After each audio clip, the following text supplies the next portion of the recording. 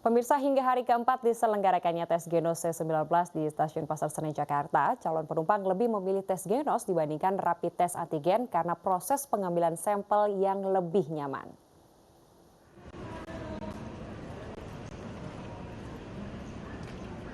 Antrean calon penumpang yang akan menjalani tes Genos C19 di Stasiun Pasar Senen, Jakarta cukup panjang. Tes Genos C19 menjadi salah satu alternatif tes COVID-19 selain rapid test antigen bagi calon penumpang yang akan menaiki kereta api jarak jauh. Sejak pagi hingga Sabtu siang, sudah lebih dari 200 calon penumpang yang menjalani tes Genos C19 sebagai syarat perjalanan. Nah, secara total sejak tanggal 3 Februari sampai dengan kemarin tanggal 5 Februari layanan Genos diberlakukan di Stasiun Pasar Senen. Ini sudah sekitar 2.300 pengguna jasa yang mengikuti layanan tes Genos untuk sebagai salah satu syarat naik KA jarak jauh ya, syarat untuk memiliki berkas kesehatan naik KA jarak jauh. Dan seperti yang kita ketahui sesuai dengan surat edaran Kemenhub nomor 11 sendiri, untuk dapat menggunakan KA jarak jauh, seluruh pengguna jasa harus dapat memenuhi syarat, salah satunya memiliki berkas pemeriksaan kesehatan terkait deteksi COVID-19 dengan Di hari keempat pemberlakuan tes Genos, Stasiun Pasar Senen menambah 4 alat tes karena tingginya minat calon penumpang. Selain harga yang lebih murah, pengambilan sampel tes Genos lebih nyaman ketimbang rapid test antigen.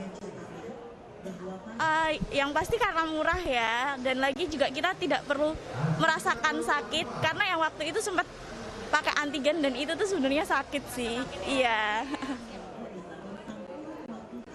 Nantinya dalam kurun waktu 3 hingga 5 menit, calon penumpang bisa mengetahui hasil dari Genos C19 ini apakah positif atau negatif. Sementara untuk harga tes Genos di stasiun sebesar Rp20.000, lebih murah dari rapid test antigen yang mencapai Rp105.000. Dari pengujian itu diketahui tingkat akurasi Genos mencapai 97%. Jika hasilnya positif, calon penumpang akan diarahkan ke ruang isolasi untuk ditangani secara lebih lanjut dan tiket kereta yang dimilikinya akan dibatalkan atau di-refund. Dari Jakarta, Revika Sibarani, Rizky Julianto, iNews melaporkan.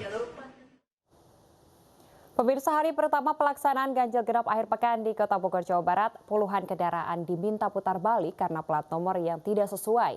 Dari puluhan kendaraan yang diminta putar balik, salah satunya adalah pedangdut Ayu Ting Ting yang tidak mengetahui adanya aturan tersebut dan meminta maaf.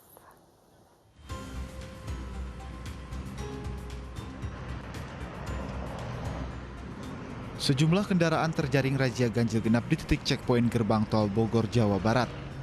Tidak ada sanksi apapun yang diberikan petugas, melainkan hanya diminta putar balik ke arah Jakarta. Tidak ada pemberian sanksi lantaran baru hari pertama memberlakukan ganjil genap. Jadi belum sampai lagi, jadi kalau untuk kendaraan kita akan putar balikan. Kan sudah ada pengecualian dan sebagainya, tidak mengganggu mobilitas dan sebagainya. Nah, ini bukan ganjil genap dalam rangka kemacetan lalu lintas. Ini tentang protokol kesehatan. Maka sanksinya pun adalah protokol kesehatan. Sudah diatur dalam peraturan wali kota. Bagaimana sanksinya? Ya mungkin nanti ada sanksi sosial, ada nanti sanksi denda dan sebagainya. Itu yang kami lakukan. Sementara itu, Wali Kota Bogor Bima Arya yang memantau langsung jalannya aturan ganjil genap menyebut evaluasi efektivitas sistem ganjil genap akan dilakukan pada pekan depan. Ini masih banyak yang itu. Yang kalau kita lihat jalur yang ke kiri yang langsung masih jauh lebih banyak. Berarti secara umum sosial sudah sampai, beberapa kita minta putar balik menerima, berarti nggak ada tujuan yang jelas. Tapi kalau ada tujuan jelas tadi ya, bekerja misalnya atau pulang ke rumah dari Jakarta, ya silakan lanjut.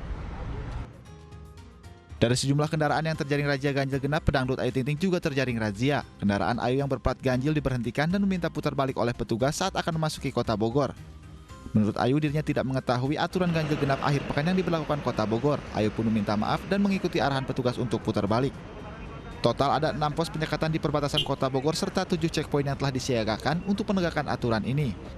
Aturan ganjil genap akan berlangsung setiap Sabtu dan Minggu selama 2 pekan mendatang.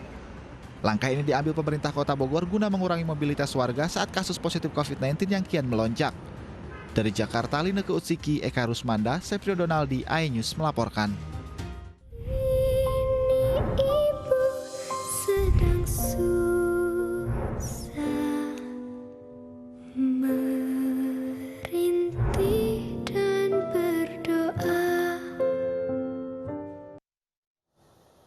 Pemirsa, musibah bencana alam yang sering terjadi di Indonesia selalu menimbulkan trauma mendalam bagi masyarakat termasuk anak-anak.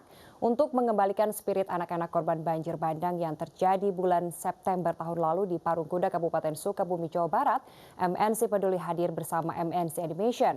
Mereka diajak menggambar dan mewarnai serta menonton film series animasi Kiko.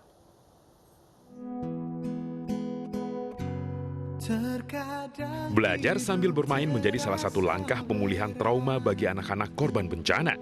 Inilah yang dilakukan MNC Peduli bersama MNC Animation terhadap anak-anak kampung Bantar, Desa Kompa, Kecamatan Parungkuda, Kabupaten Sukabumi, Jawa Barat, yang tahun lalu tertimpa musibah banjir bandang.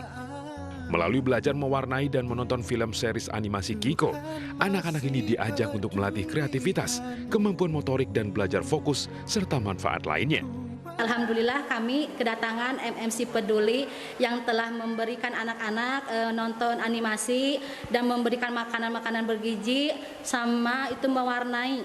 Dan ucapan banyak terima kasih yang sudah diberikan oleh MNC Peduli terhadap anak-anak khususnya warga Kampung Bantar. MNC Peduli ingin membantu bukan cuma secara materi saja, karena banyak bantuan yang sudah dikirim, sudah diterima oleh masyarakat juga yang secara materi. Tapi kami ingin bergerak di pemulihan anak-anak ini juga supaya mereka bisa terus berjalan. Trauma healing yang digelar MNC Peduli bersama MNC Animation ini merupakan bentuk dukungan agar dapat bangkit dari peristiwa kelam yang telah menimpa mereka. Dan MNC Peduli meyakini anak-anak ini nanti bisa memberikan yang terbaik bagi bangsa. Tim Liputan iNews melaporkan.